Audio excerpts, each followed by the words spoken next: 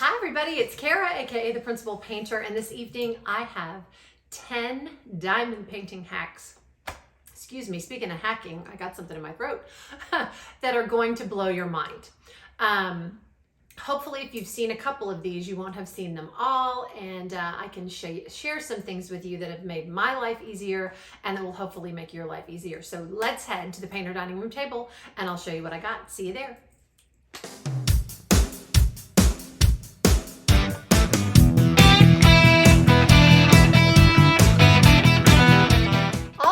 We are back at the painter dining room table. You are going to have to excuse the mess, but I have a lot of things on here that I want to show you. This video has been kind of a long time in the making. I'd tell people stuff or show people something and they'd go, oh my God, I never even thought of that. I wish I would have known that. And you know, again, sometimes when I do these videos, I think, well, will anyone take any use out of it? But I got so many positive comments from people that I thought, you know, there are lots of new people to the diamond painting world, and I'd give it a shot. So if you are new here, hi, I'm Kara. Welcome, welcome. I do lots of different types of videos. I do whip and chats. I do unboxings. And I've started really incorporating some how-to and kind of nitty-gritty type videos that will help people diamond paint better. So if you like the video, please hit the like button. It really helps the channel, and hit the subscribe button if you haven't. We'd love to have you join the painter household, and it's a free way, absolutely free to help the channel. So that being said, 10 DP hacks that will blow your mind. All right, the first one is how to find the end of your washi tape. Now, I've got 2 rolls of washi tape, and when we get washi tape, no matter where you get it from, most of the time we get it free in kits or we order from different companies, that type of thing. It is hard to find the end. And so when you find the end and you kind of peel the end back, and it's kind of hard to peel the end back, and you kind of have to work with it a little bit to get it peeled back. Sometimes it tears evenly, sometimes it doesn't, and you want to prevent that from happening. So I have found the end of my washi tape. Now, I used to say, well, just fold a little bit of it down and then you can do that, but that wastes washi tape. So in order to avoid wasting your washi tape, I also have a washi tape dispenser, but I don't really like it because the washi tape kind of slides back and forth. I just don't like it. So what I have done is I have taken a little paper clip. And so you don't waste washi tape by folding it over to find the end. You just take a paper clip and stick it on there. And when you're ready to use it, you take your washi tape and you've got the end, it's already ready to go. You pull it. And then what I do when I'm ready to tear it is I tear it and I leave a little bit of the end sticking out. And then what I do is I grab my handy dandy paper clip, put it back on my washi tape, and I am ready to go. So that's a way that you can find the end of your washi tape easily when you're working with it, so you don't have to fight with it, fold it down, and waste your washi tape. And it sticks really well, and there you go. It's a quick and easy way to find the end of your washi tape. So that is hack number 1. Okay. This is one that I've shared with a lot of people, and I just thought, maybe it was just something weird that I was doing that, you know, maybe would work or maybe wouldn't. But I wanted to share this cutting hack with you. Okay, so a lot of diamond painting kits come in these heat sealed bags, which is perfectly fine. You get them in individual bags, baggies, that kind of thing. But when they come in these heat sealed bags and you are ready to kit up, I have found a hack that really helps me. So you cut your bags apart. I found these heat sealed bags. Don't tell anyone. I have no clue what bag or what kit these bags go to at all. Oops, one got stuck to my canvas. So they're being sacrificed. So when you cut these bags apart, can they see it pretty well? You've got, I'm thinking, you know, again, if you've seen these, it'll make sense. You've got a side where you've got this seam and it sticks out on 3 sides, but there's a 4th side that doesn't have a seam on it. So when I go to kit up, I don't cut the whole top off. I just cut a little bit of a section off. If I cut it on the side with this plastic sticking out, or if you cut the whole thing, you know, if you cut the whole, even if you cut the whole top off of it, you still have a side with this seam sticking out. So when you go to pour it into a container, the side that has the plastic sticking out, it sometimes hits the container, you're spilling drills. Don't cut your bag or pour from the side with the seam on it. Pour it from the side that doesn't have the seam on it. That way you are getting your bag flush with the container and you're not gonna spill drills as easily, okay? It just works better this way. And I'm just pouring just straight out of here. I don't even have my old lady glasses on. And it really helps when you have those last stubborn drills in these little heat sealed bags to get into your containers and you're ready to rock and roll. If you cut the bag, here's some ABs. If you cut the bag from this side with the seam, this is what not to do. You see you've got this piece sticking out here and you're gonna be fighting with it a little bit more to get it in because it just doesn't work as well. And I'm having to really be careful so I don't spill my drills. They just go in far more smoothly if you cut it from the side where the seam is not. So that's hack number 2. Do that. It works out much better. Okay, you know what? I'm gonna put a lid on this because I will spill these all over the place. Okay, hack number 3. Use the wax side of your release paper to get your wax in your pen. So I have my pen here. When I am ready to load up either my single placer or multi-placer, I scrape it on my putty or I stick it in my putty or scrape it on my wax, whatever.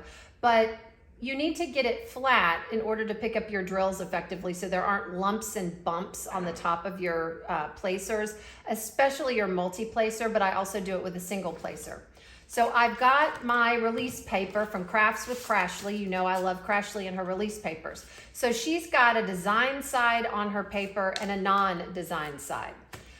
I turn my paper over on the non-design side, and that is what I squish my pen into in order to flatten out my wax. And what this does too is because this is designed not to stick to your canvas, it's not going to stick to your putty or your wax. So use the waxy side of your release paper to straighten out your wax and really press it into your pen. You can also do it with your single placer, but just make sure, don't use the design side, use the wax side.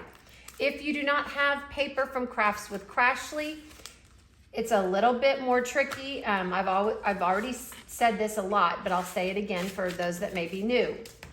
If you get white paper, you can ask the shop owner that you have purchased the diamond painting from, are both of these sides safe to put down on the canvas? Most of the time the answer is going to be yes, because companies are now realizing that this paper is kind of dangerous when you've got both sides white and one is not safe to put down on your canvas and you try to pull it back up and you have a mess. So most of the time you can feel it too. It's a waxy, smooth, slick feel. So again, use that paper in order to flatten out your wax and get it in your pen. And then you can, again, as many times as you need to get enough wax in your pen. It flattens out the wax and you can pick up your drills more effectively. And once again, this paper is not gonna stick to your wax. It's not gonna come out of your pen. I've tried it on the plastic on the top of my painting. I know it was a dumb move. It doesn't work. This works so, so well, and you will not have wax everywhere, and you can still use your release papers very, very effectively. So that is hack number 3. Number 4, I've said this before, and I will, I'm going to link a video underneath this one. I'm actually gonna link 2 videos. The first one is Confetti Conundrum. I did it a while ago, so for those of you that might not have seen it, it's an entire video on how to deal with confetti in a painting. As you can see, y'all are getting a first-hand look at my progress on my owl painting. I'm back to my owl painting. I kind of do a section or 2 and then take a break and go back to it. I am back to the owl painting. I am loving this painting, but it is Confetti City. Use your tweezers to help you. And believe me, there have been times when I haven't taken my own advice. So when you find that you've placed all of the drills in a section, you've put the container away and put the drills away, you're probably, with this much confetti, going to find that you have another symbol that you missed, and it's the color you just put back up. Lay your tweezers down right beside the symbol that you are going to put your drill on. Then you can get your container out, whatever container you need, dip your pen in, and you can see, oh, there's the heart I missed, and you can put the drill down. That way, because when you look away to pull the container and you have not marked the symbol somehow on your canvas, you're gonna spend 5 minutes looking for the symbol again. Even if you know the general vicinity, I always lose them. Use your tweezers to your benefit. Now, someone asked about what if you work on a raised or angled surface. What I am thinking that you can do is get a bowl clip and put like a skewer. You can buy skewers at the Dollar Tree. This would be a very inexpensive way to do it. You can clip that bowl clip on the side of your easel or your table that you're working with, and take your skewer, and they're pretty long, and point it in the direction of your symbol that you're missing. That way you can hold your place and find your symbol that you just need to lay one drill down on very easily.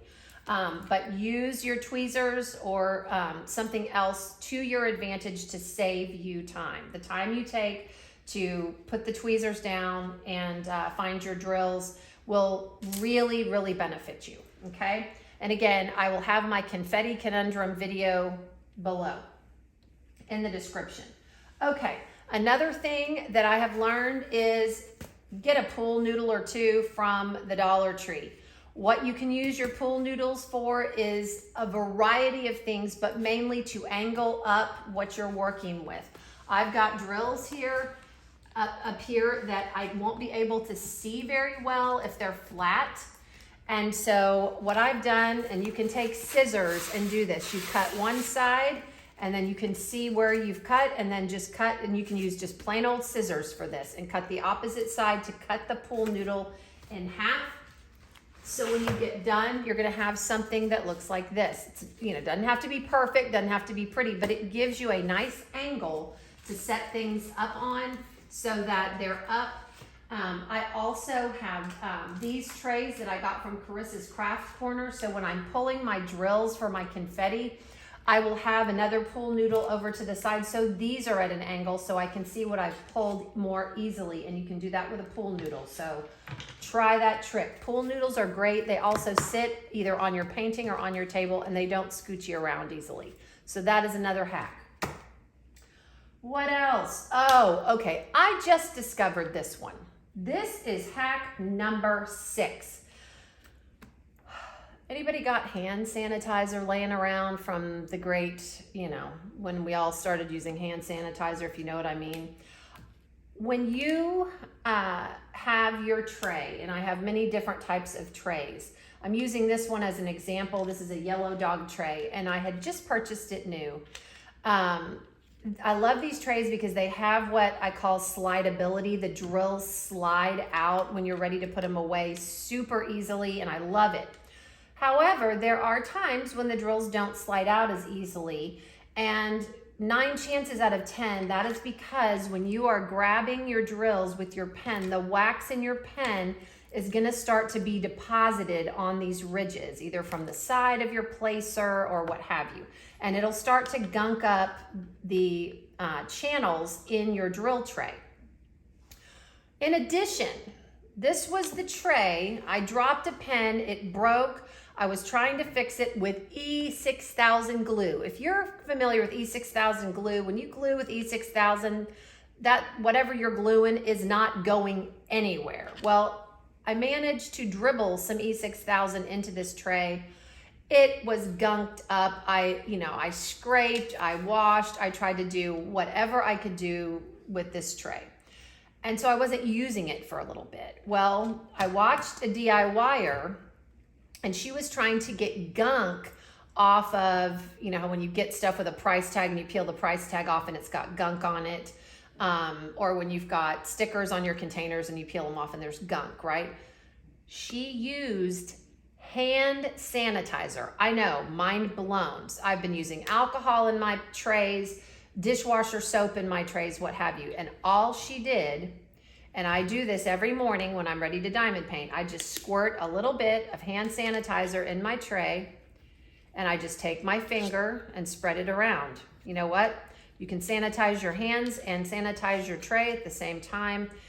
And I leave it there as I'm doing other things to get ready. I leave it there for about a minute or two. Okay? After you have left your hand sanitizer, and I mean, any type of hand sanitizer is gonna work. Even Bath and Body sanitizer. I'm not getting a kickback from Purell or Bath and Body, I promise. But any type of hand sanitizer is gonna work because it has the same ingredients in it. Bath and Body just puts fragrance in theirs. But just leave it in there for a minute or two and then take a paper towel. You can take out the stopper and wipe it out good. It will come out good because, you know, it's got hand sanitizer has a lot of alcohol in it and it evaporates. But when you start rubbing, and when I started doing this, you'll find that little balls pile up in there. And I was like, oh my gosh, what is that? That's your wax that's coming up off of your tray. So hand sanitizer has worked the very best on it. And believe it or not, I still had gunk before in the top of my tray from my E6000 glue dribbling in here. It took it out. It absolutely did. So I used what this DIYer used to get label gunk off. It does get wax off. This tray is basically back to new. The drills slide beautifully, and whenever I get a little bit of wax buildup in my tray, that's what I use, is just hand sanitizer. So you're multitasking. Your hands will be clean, your tray will be clean, and you are ready to diamond paint. You're welcome. Okay, try it out. Let me know what you think. And also, if you've tried any of these before, or when you try them and they work for you, let me know in the comments. I'm always anxious to have feedback on these videos. So hand sanitizer to clean out your tray and get out the wax gunk. Okay, we're already on 7. All right, this was one that I have learned. This diamond painting is probably the most challenging diamond painting that I have worked on, but I again started working on it today in this small section. Diamond painting is an art, but there is some science to it. And the science I am talking about is your visual space in the section that you're working on. When you are working on a section on a painting that is confetti heavy, your eyes will naturally travel to specific areas in this space. I know this because we took classes on it. When teachers are teaching in front of a classroom, they teach us to watch out for the T-zone. You know, your T-zone on your face, it gets oily, your forehead down to your chin. There's a T-zone in a classroom where teachers, when you're in front of the classroom, that's where your vision goes. You go to that front row of kids and you go to the middle of the classroom, and everybody kind of in the back or off to the side. Sometimes your brain doesn't naturally go there to call on those kids. So what they had us do is they had us chart the kids we were calling on, and we had to tick off who we were calling on. And I could really see that I was teaching in that T-zone.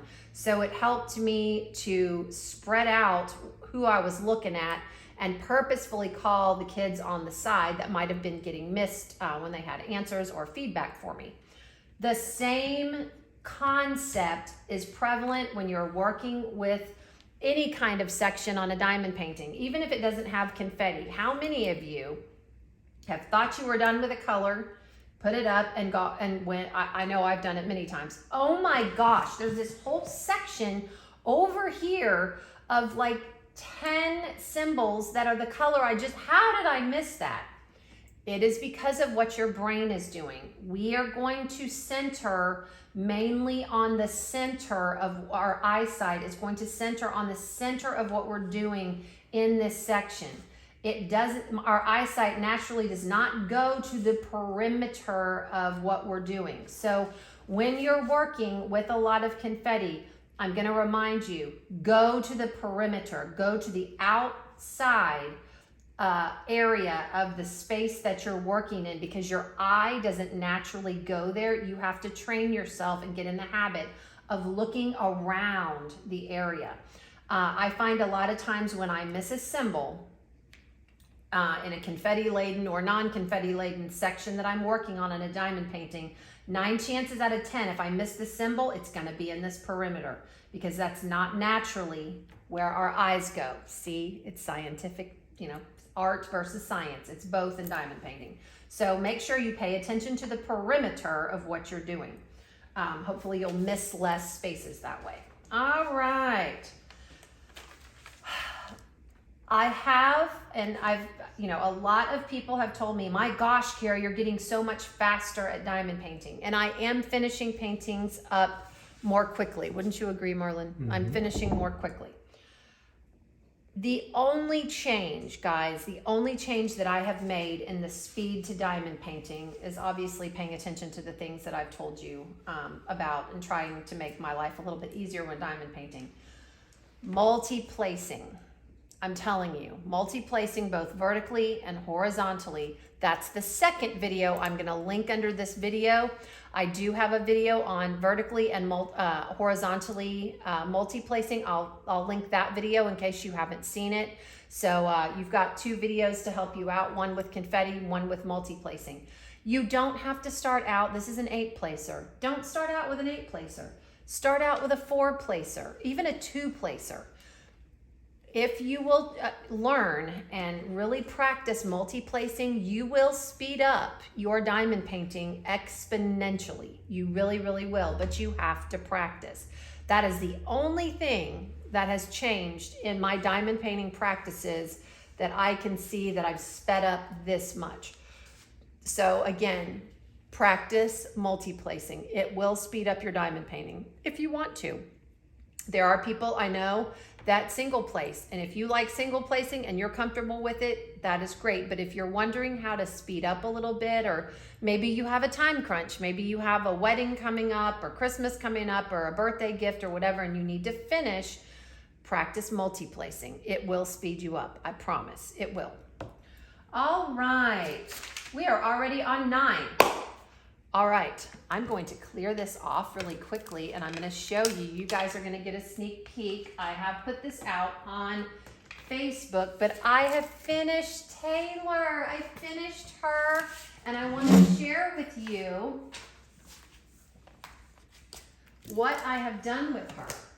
All right, pulling some other things over here, and here she is. Whoops. Look at her in all of her glory. Sorry, she's kind of leaning up against, but I wanted to share her with you. And I'm sharing her with you for a reason. Number one, yes, I want to show her off. I think she turned out beautifully. But there are some things that I have done with this diamond painting in order for her to be even more beautiful. As you can see, can I see most of it? Down here and up in the upper left-hand corner, there's a lot of light background. Her face had a lot of light peaches and pinks in it.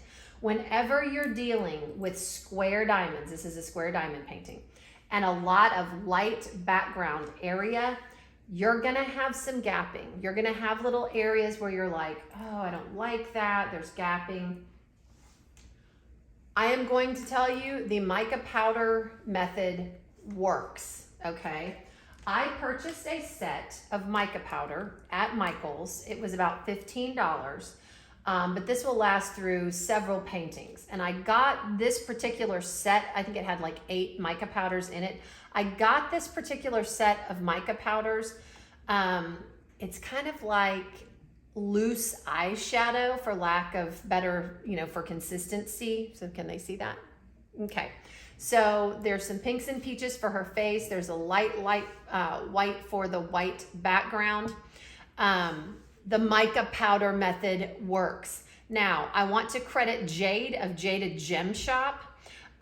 She is the one that I saw that came up with the mica powder method. I know a lot of people use it. I was also given the suggestion of using eyeshadow. This was the only color of eyeshadow I had that matched this, so I compared the mica powder to the eyeshadow. This is Urban Decay eyeshadow. I really didn't want to use it, but I did. The eyeshadow was not nearly as effective as this mica powder. Now, if you're going to use the mica powder method, it is super easy. I used it for the first time last night. I had never used mica powder. First of all, you got to open this very carefully. It's like glitter. It gets everywhere. You're just going to take your toothbrush. You can see I've used it, and you're going to dip it in your mica powder and get some on your toothbrush, and then you back up. I am so sorry. Back up. First and foremost, before you do the mica powder method at all, you need to take a brayer or a rolling pin and roll down your drills to make sure they're all adhered to the canvas. Don't do this until you've done that.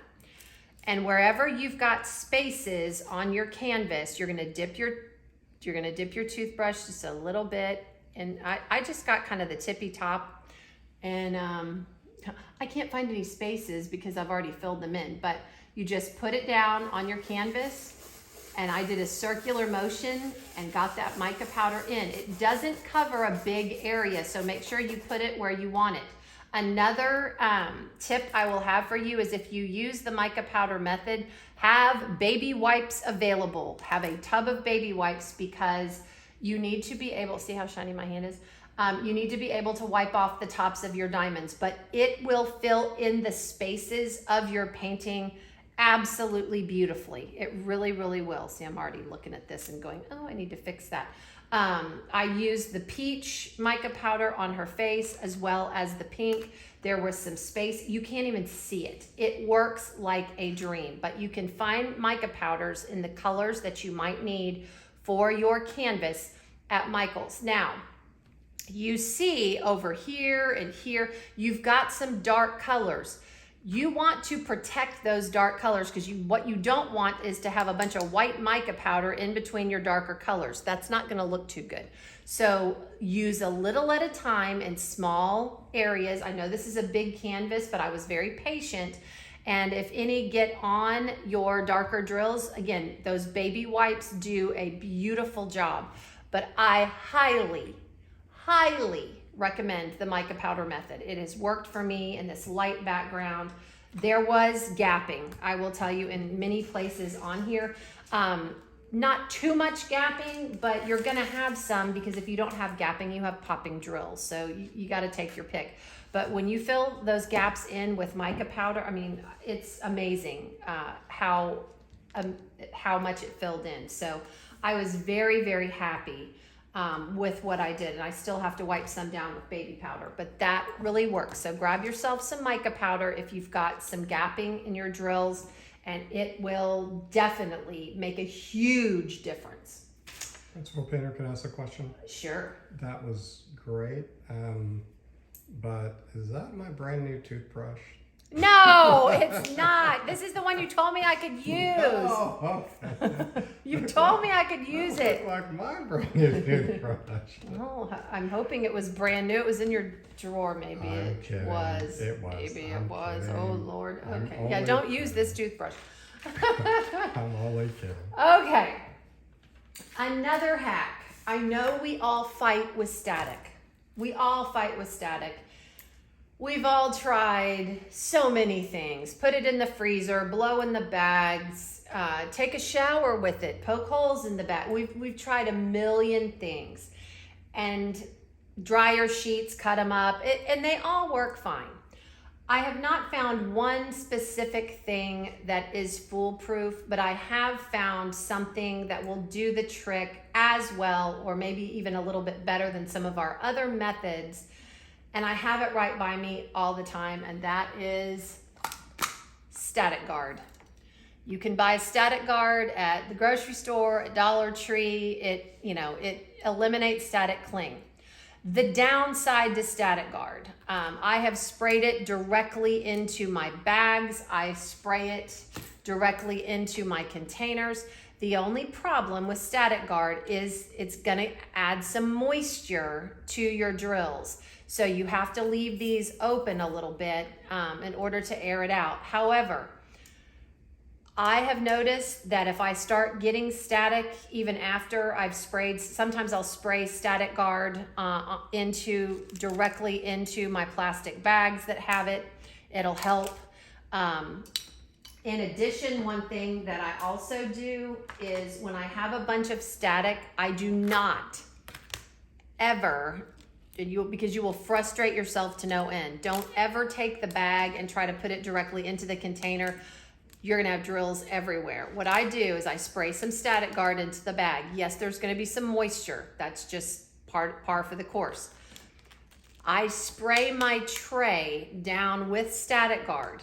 I don't dry my tray at that point with a paper towel. I dry it with a dryer sheet.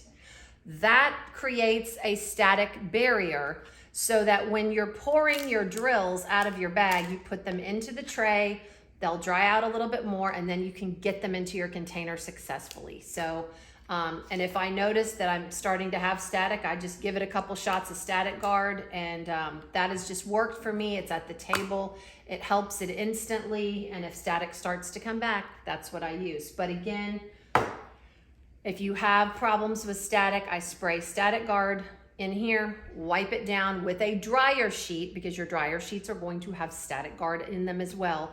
And that really creates a nice, it fights static and helps get them into your containers a whole lot more easy. So that is my tip on static with drills. All right, that's my last one. However, I do have one more bonus tip. I know, time. I do have one more bonus tip, and that is, when you start looking for tools in your diamond painting journey to help you with diamond painting, you are going to have to look at things that are presented to you and think, how can I use this to help my diamond painting? For example, again, I'm not taking credit for this. A subscriber to another channel or to a Facebook page found this. This was found on Amazon. By the way, I do have a couple of other items I have found on Amazon that are exactly this. They're meant for other things, but I found them to help in diamond painting, and they're not expensive. This was originally a seed storage container system, and now tons of people have purchased this because it's like the small, medium, and large jars that they can store their drills in. And I've used this. You can see it's been very well loved. I've used this multiple times on multiple kits, and I love it. But if you don't start looking at things like this and how they can help you with your diamond painting experience, you may not have a system that really works for you. Jewelry storage is another place to look, you know, in lots of different areas. So when you're looking at things like sequin storage, tool storage, office supply storage, think in your brain, how can this help me in my diamond painting journey? If it can't, okay, you know, you tried. But when you think of things that can be helpful, you may find a system that works really well for you. All right, guys, those are my 10 diamond painting hacks that hopefully will blow your mind, and you can try some of them out. I hope you enjoy the rest of your Sunday. Try some of these out and let me know in the comments. Have you heard of these? Have you tried them? Are you going to try them? Which one was your favorite hack that you enjoyed? I'd love to hear back from you. And I will leave you with this. In a world where you can be anything, be kind. This is the Principal Painter, and I am signing off.